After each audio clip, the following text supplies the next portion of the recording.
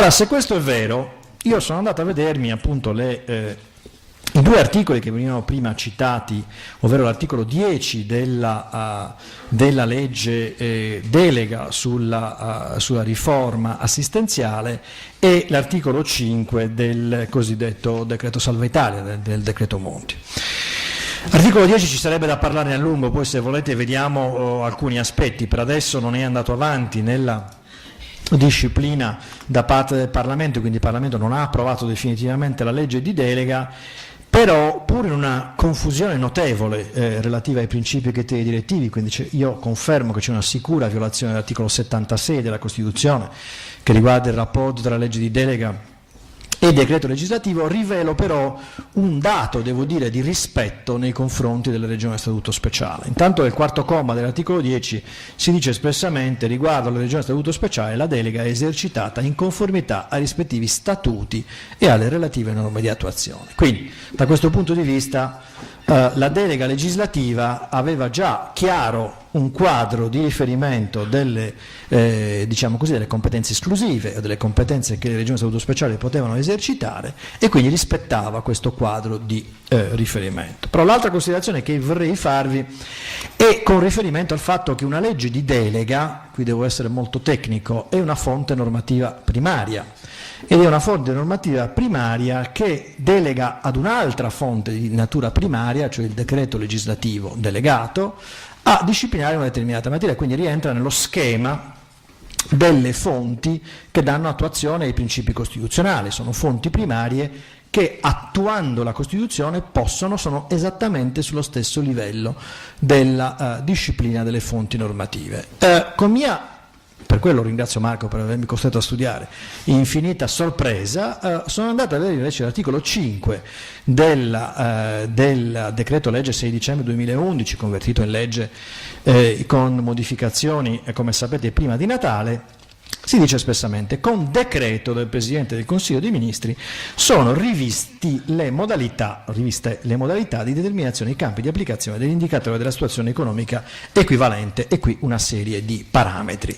Bene, ora sapete tutti quanti molto bene che il decreto del Presidente del Consiglio dei Ministri non è una fonte primaria.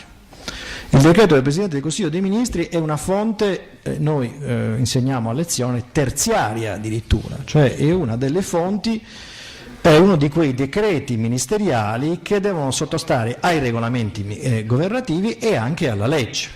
Quindi la prima perplessità che voglio segnalarvi immediatamente è che se il tema disciplinato non è chiarissimo, il tema che dovrà essere disciplinato, qui si parla di modalità, riviste le modalità di determinazione dei campi di applicazione dell'ISEE, mentre nell'articolo 10, legge di delega, si parlava di revisione degli indicatori, quindi l'oggetto potrebbe essere differente, però devo dire sono molto perplesso sull'uso di fonti normative secondarie, peraltro con il controllo delle competenti commissioni parlamentari, però come dire, stiamo sempre parlando di fonti normative secondarie. Quindi il primo tema che pongo con forza è una violazione del sistema delle fonti nella regolazione delle fattispecie, perché qui stiamo parlando di una regolazione di un diritto fondamentale, di un diritto costituzionale che dovrebbe essere regolato per riserva di legge con fonti normative primarie, che viene regolato con un regolamento, appunto con una fonte normativa terziaria. Vi chiedo scusa per la estrema tecnicità della sollecitazione, però questo è un tema assolutamente aperto. Andiamo avanti con le regioni. Il riparto delle competenze, e mi avvio alle conclusioni, può essere, come dire, può sempre riguardare degli aspetti che, tornando a quello che dicevo prima, possono attenere ad una fattispecie di integrazione tra livelli. E quindi lo Stato può definire i livelli essenziali, ma nel momento in cui definisce i livelli essenziali, questa attività può avvenire d'intesa con le regioni, c'è la conferenza Stato-Regioni per la definizione che può portare ad un'intesa con le regioni. Le regioni possono fare con proprie risorse meglio dello Stato, quello che noi possiamo chiamare una sorta di regionalismo competitivo, no? Di regolazione nei servizi essenziali, quindi questi due livelli si possono integrare. Per quanto riguarda la Sardegna, e concludo, il tema cruciale che riguarda la Sardegna è che la Sardegna nella famosa vicenda delle entrate aveva deciso di modificare lo statuto speciale d'intesa con il governo per tutta una serie di diritti, il diritto alla continuità territoriale, il diritto alla salute, i diritti collegati al trasporto pubblico locale e altri temi ancora, che erano strettamente collegati all'idea secondo cui la Regione si assume responsabilità di servizi che sono fondamentali rispetto ai diritti, lo Stato riconosce un aumento di livello delle entrate. Bene, se queste due questioni non collidono o non coincidono, no? In inglese si dice matches, se non c'è una sovrapposizione possibile tra un aumento delle entrate e la tutela dei diritti sociali che vengono affidati alle regioni, evidentemente il sistema non regge e non può reggere.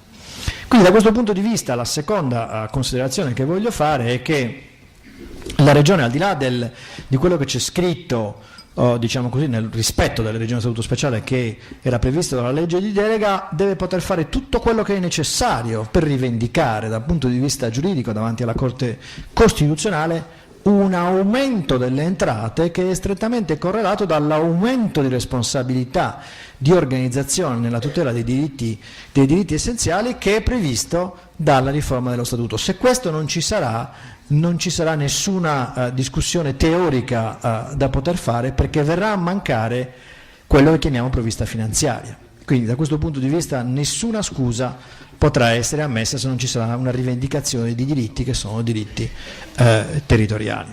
Grazie. Grazie. Molto interessante questo passaggio del professor De Muro, che ha legato in maniera chiara gli aspetti anche che riguardano l'avvertenza entrate, la famosa avvertenza entrate. Noi ricordiamo che lo Stato ci deve, e abbiamo accusato più volte questa giunta regionale che dopo gli accordi presi è stata troppo supina in questo senso, ma 2 miliardi di euro che noi dobbiamo ricevere per legge costituzionale, non per un vezzo da parte di nessuno di noi, quanto potrebbero dare soluzioni e risposte per quanto riguarda le politiche sociali e per qualunque altro intervento. Ovviamente c'è da dire, aggiungiamo che il professor De Muro ci ha spiegato come c'è anche una giustificazione legata comunque all'aumento delle responsabilità, e questo è un concetto nuovo che vogliamo approfondire, speriamo di approfondire dopo anche nel dibattito.